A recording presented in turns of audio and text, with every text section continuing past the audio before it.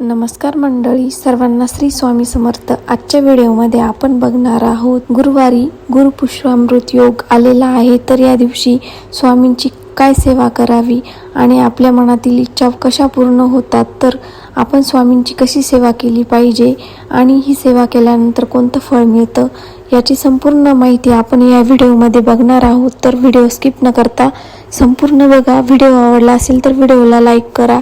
चला तर मग व्हिडिओला सुरुवात करते। गुरुवारी अतिशय शुभ असा गुरुपुष्पामृत योग जुळून आलेला आहे। या दिवशी आवर्जून स्वामी सेवा करा। गुरुवारी 23 एप्रिल 2026 रोजी गुरुपुष्पामृत योग आहे। रात्री 8 वाजून 57 मिनिटांपासून ते पहाटे 6 वाजून 17 मिनिटांपर्यंत असणार आहे। ज्या गुरुवारी पुष्प नक्षत्र येते त्या दिवशी गुरुपुष्पामृत योग असतो।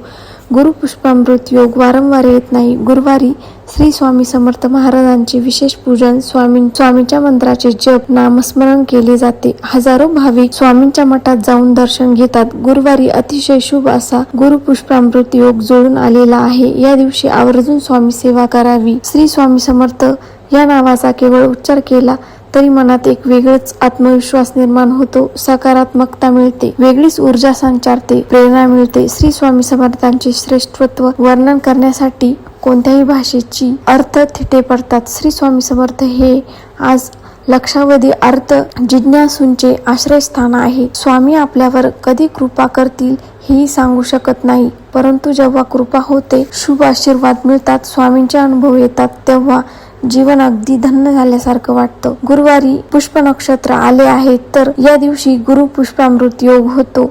हा योग सर्व कार्यासाठी शुभ मानला जातो। योगानिमित्त सोने खरेदीसाठी ग्राहक मोठ्या प्रमाणात गर्दी करतात। अशुभतेपासून वाचण्यासाठी गुरुपुष्पामृत योग श्रेष्ठ आहे। यशाच्या प्राप्तीसाठी गुरुपुष्पामृत योगादिनी कोणत्याही नवीन कार्याचा आरंभ केला। पुष्याचे आधीचे नाव आहे तिष्य। याचा अर्थ असा आहे शुभ, सुंदर, सुख, संपदा देणारा। जाणकारांच्या मते पुष्य नक्षत्र अतिशय शुभ आणि कल्याणकारी आहे।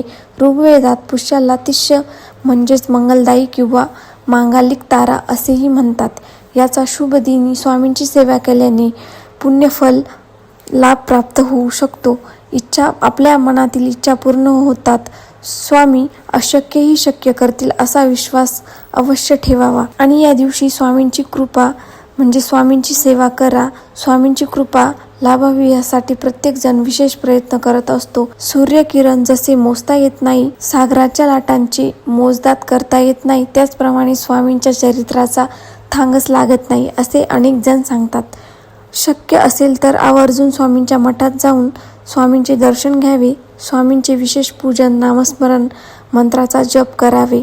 पिवळ्या रंगाची फुले, पिवळ्या रंगाची मिठाई, स्वामींच्या ज्या काही आवडत्या वस्तू आहे त्या स्वामींना अर्पण कराव्यात। गुरुवारी आपली नित्याची सेवा सुरूच ठेवावी। स्वामींच्या प्रभावी तारक मंत्र म्हणावा। शक्य असेल तर 11 वेळा 21 वेळा पारायण करावे।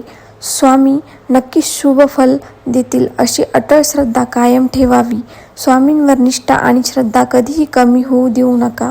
स्वामींवर विश्वास ठेवून सतत नामस्मरण करा। स्वामी सेवा करतच राहा। श्री स्वामी समर्थ। चला तर मग इथेच एंड करते। व्हिडिओ आवडला असेल तर व्हिडिओला नक्की लाईक आणि चॅनलला सबस्क्राईब करा। Thanks for watching.